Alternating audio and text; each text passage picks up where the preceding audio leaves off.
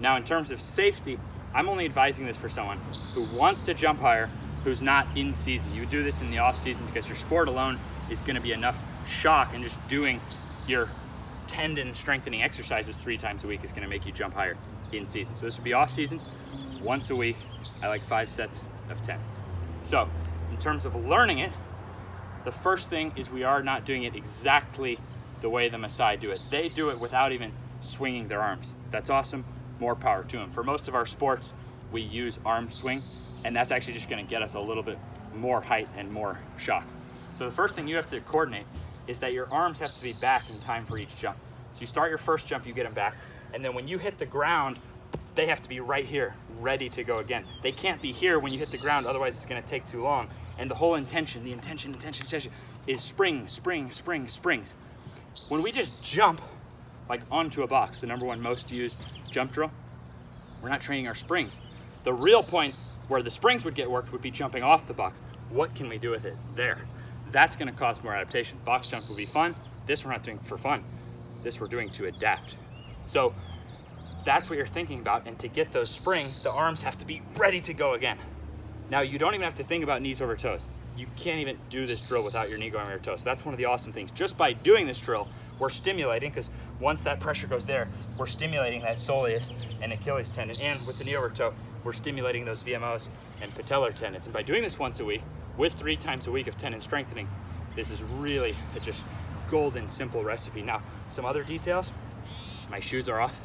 I highly recommend doing this barefoot, because with those springs, you also have tendons in your feet. So when you really start waking up your feet, that's just gonna lead to more height, which is gonna lead to more adaptation from the drill. And then the last thing that every single one of the world's greatest jumpers ever, they can all do, is lift the heel. Now, why lift the heel if that isn't pressing into the floor? Well, our arms aren't pressing into the floor either, but we all use arm swing to jump our highest. So it just goes into the category of things that lift our bodies, and struggling stiff low jumpers often have a problem and they get no heel lift at all. And then the best of the best, they do it naturally.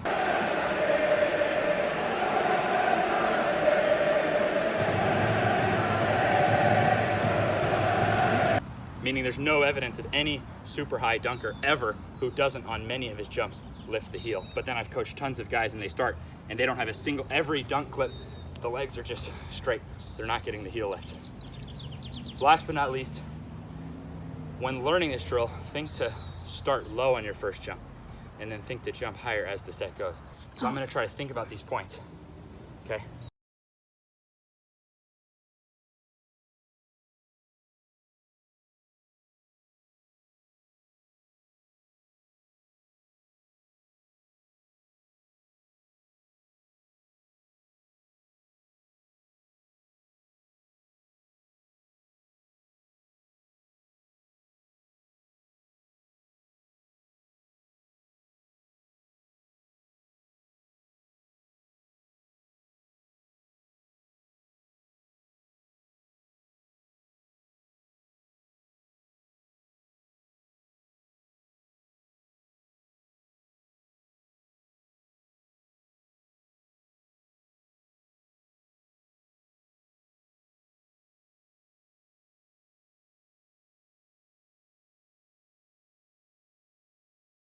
So this is like backwards. When we usually think of a jump, we think of something hard and then, oh, we jump onto the box and that's it.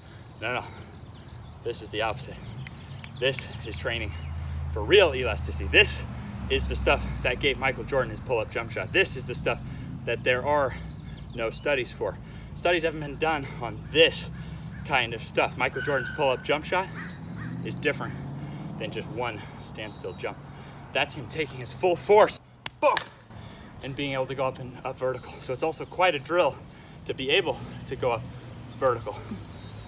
This is the kind of stuff that doesn't just get you drafted, that then makes you millions as your career goes. This is the kind of stuff that makes you able to handle life easier. A box jump is you expressing your force against life, not necessarily handling. What you could do off that, that's all I care about for my purposes of bulletproofing and being a real athlete.